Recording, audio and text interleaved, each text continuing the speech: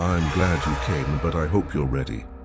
Because after hearing what I'm about to tell you, you might wish you never hit play. Welcome, and be careful what slips through when certain doors are opened. The first story is about a young doctor.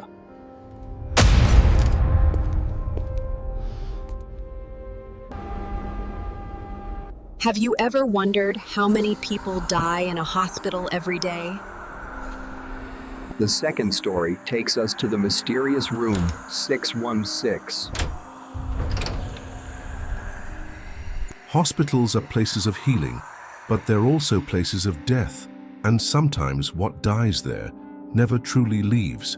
Have you ever wondered how many people die inside a hospital every day, and what happens to the energy left behind by those deaths? The pain, the fear, the regret, all of that accumulates in the walls, the corridors, and in rooms that are never fully cleansed. Today you will hear two bone-chilling stories, both set in eerie hospitals in the heart of the United States capital, Washington, D.C. The first story follows a young doctor who, during his first overnight shift at the legendary psychiatric hospital, St. Elizabeth's, discovers that some doors should remain locked forever, and that there are shifts from which no one returns. The second story takes us to the mysterious room 616, where patients are admitted and exit completely changed. A skeptical physician decides to investigate the place, but what he uncovers there will challenge his sanity and perhaps consume his soul. Brace yourself, turn down the lights, raise the volume, and grip something solid. These stories are like unhealed wounds. The more you probe them, the more they bleed. But before we proceed, be subscribed to the channel, hit the like button, and comment if you've ever spent the night in a hospital. Your story might be next. My name is Marcus, and if you're hearing this now, know that this isn't a cry for help, it's a warning. I was a resident doctor at St. Elizabeth's Hospital, right here in Washington, D.C., one of the oldest and possibly the most disturbing hospitals in the capital.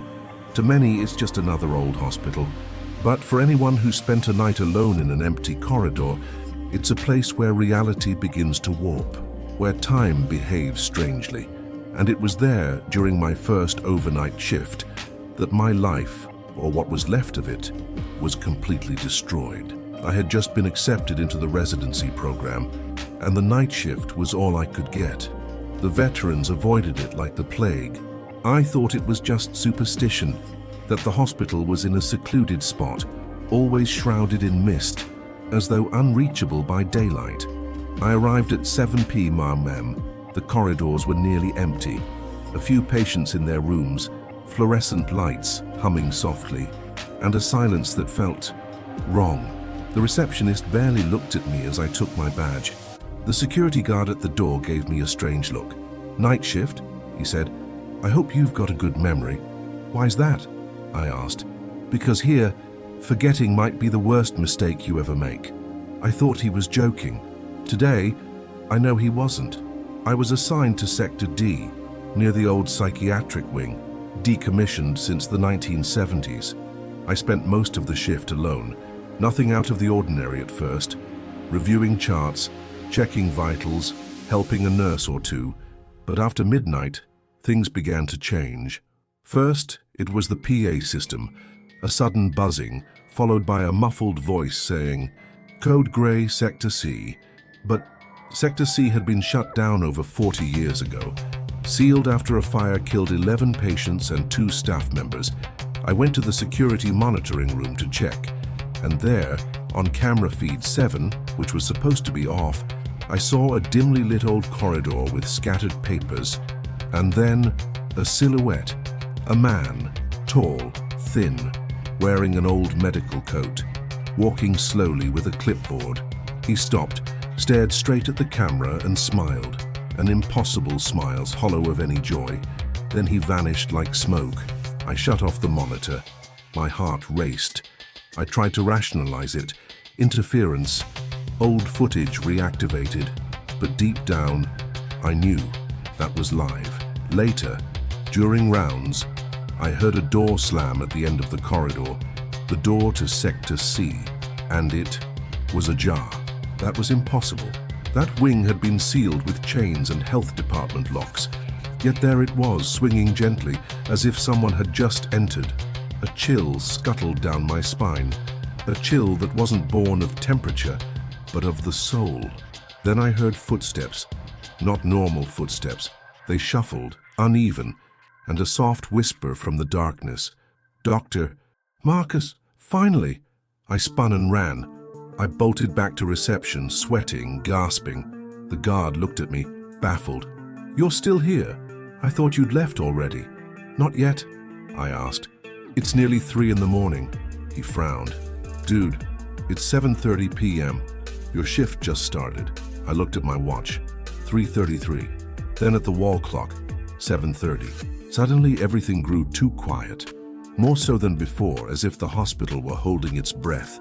That's when I realized something was broken in time. Something was trapping me in that shift, but I had no idea that this was only the beginning. The next night, something inside me screamed not to return, but I went. Because doctors don't call in absent. Because I still believed it might just be exhaustion, a trick of the mind, stress, sleepless nights. But the hospital, it knew I'd come back. I arrived and everything looked the same. Too familiar. The same silence. The same mist in the window. That same nurse pacing mechanically down the hallway. The reception clock frozen at 7:37 p.m. It was like watching a cursed film on repeat, scene after scene. Then came the details that didn't match. My badge number had changed. My lab coat had a dark stain I didn't remember. My reflection in the glass registry window lagged behind me, as if delayed. And when I called a patient's name, he just whispered, "Again, doctor, again." The cameras still showed Sector C, even though it had no power, no reason to be active. One night, I saw a line of patients entering a windowless room, dressed in old uniforms, clothing from the 1930s. Among them, a child, paralyzed, head bowed, flies buzzing around his face. I couldn't sleep.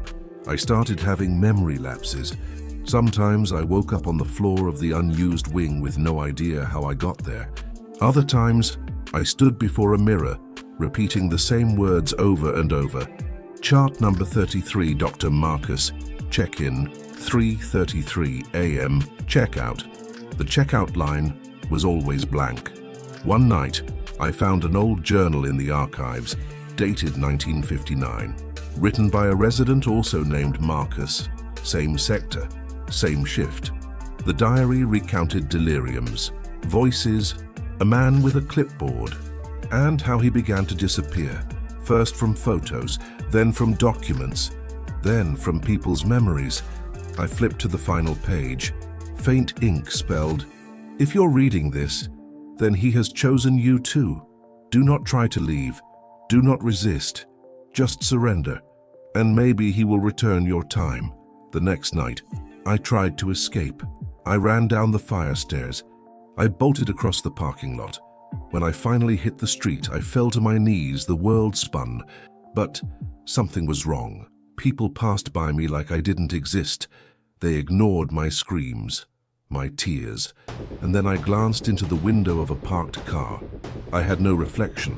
I went back to the hospital and there was my body, sitting in the infirmary chair, eyes open, mouth slack, like a wax figure.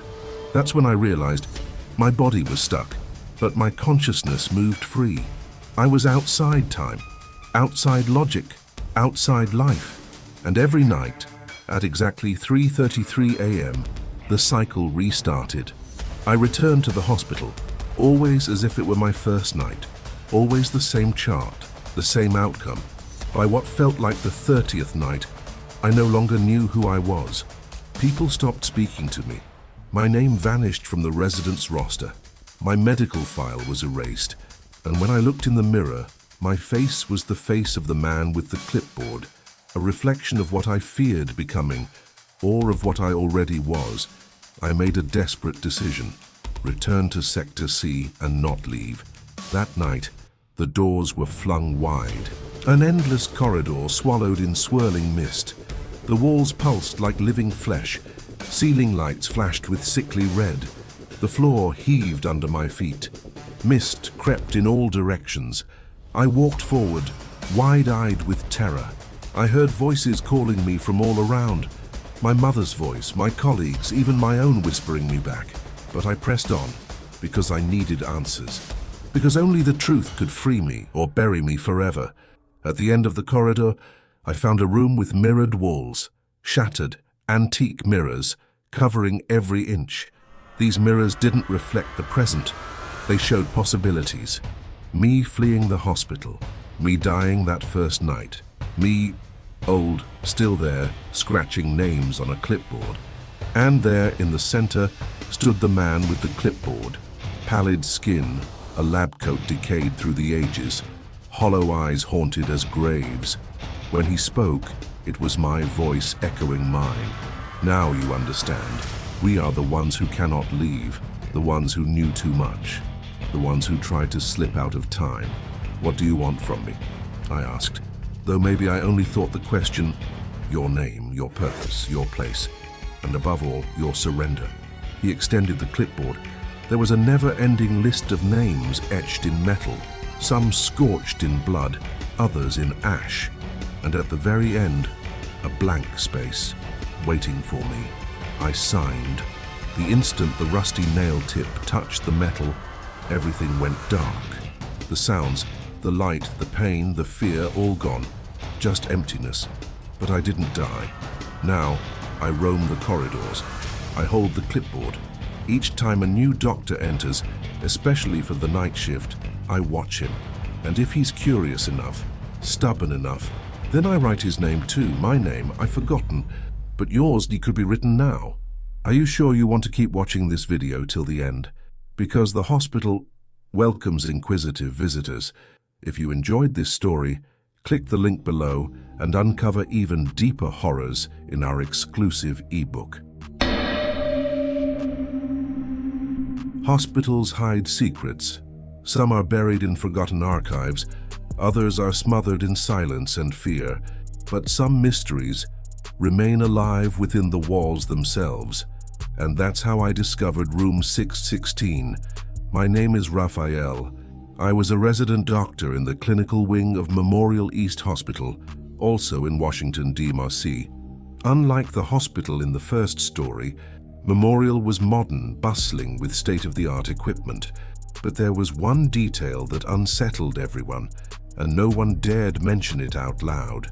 On the 6th floor, there was a door with no sign, no label, no window, just the number, 616, crudely painted directly on the faded wall.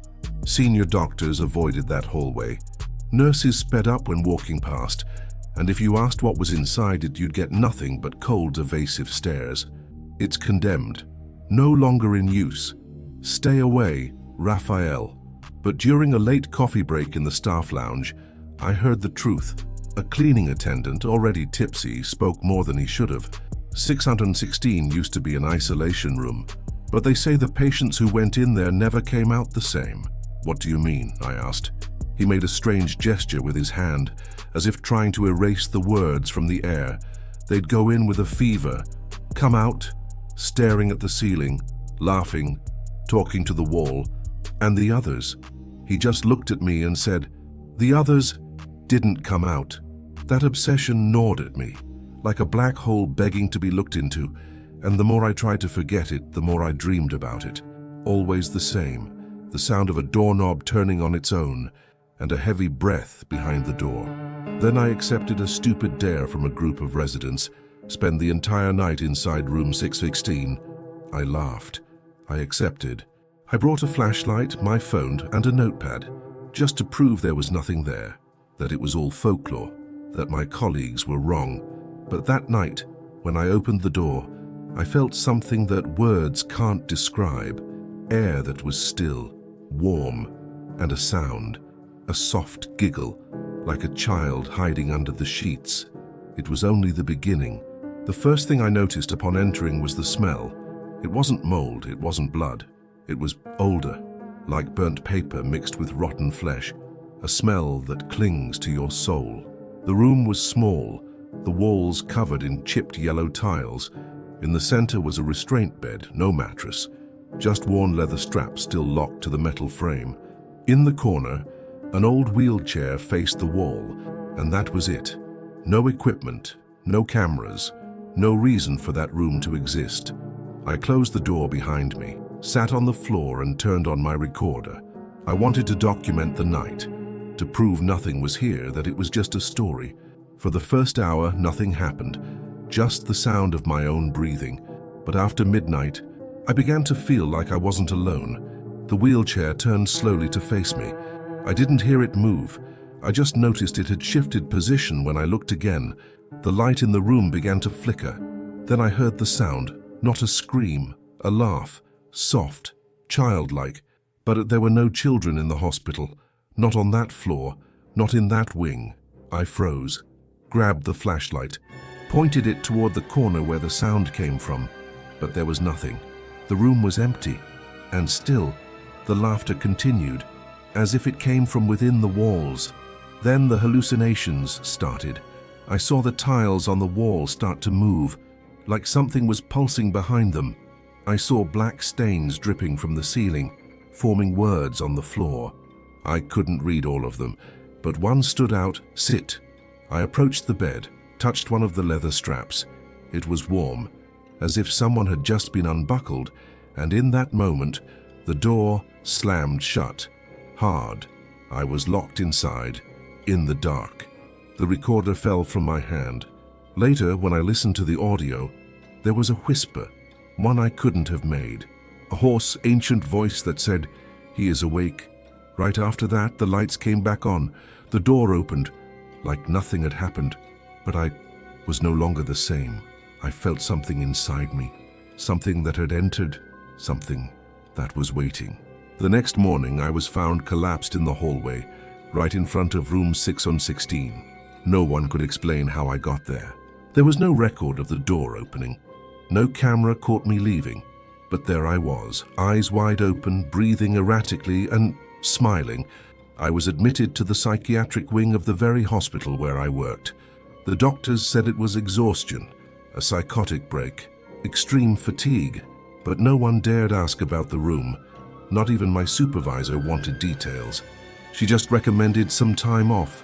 In the weeks that followed, I started to change. The nightmares never stopped. Every night I saw that room, not as it was, but as it became, alive, pulsing, with whispers calling me back. During the day, I heard footsteps behind me in hospital corridors, but when I turned around, no one was there. Patients began avoiding me. A child even screamed at the sight of me. "He has inside eyes," she said, "and maybe I do, because ever since that night, something watches me from within. Something that makes me look at the door to 616 and feel longing." Yes, I went back. Once, twice, 3 times. Always at night, always alone. I could never stay away for long. The room calls to me. It wants me. And now it's shaping me. I'm no longer the same Raphael. I laugh sometimes without meaning to. I look at the walls and hear them breathe. I feel hunger, but not for food, a deeper hunger, as if something there opened me and is slowly leaking out. Now there are new rumors at the hospital. They talk about me. They say patients panic when they pass by me. They say room 616 has been locked again, but they locked it from the wrong side. If you ever work at Memorial East and they offer you a night shift on the 6th floor, refuse. And if you pass by room 616, don't look at the doorknob. It's moved on its own before. And if you laugh, if you hear someone giggling softly, it's already too late. Are you still there? Then maybe. It's already too late. If you listen to these stories until the end, it means something inside you has already been touched by what lurks in the dark. These tales aren't just fiction. They echo from forgotten files, sealed off hallways, and minds that never truly healed. If you're brave enough to keep going, subscribe to the channel now, turn on notifications, and share this video with someone who needs to be warned before accepting a night shift. And if you want to go even deeper, much deeper, into horrors that were never meant to be revealed, Click the link below and descend into even darker nightmares with our exclusive ebook. But be warned, once you start reading, some doors never close again.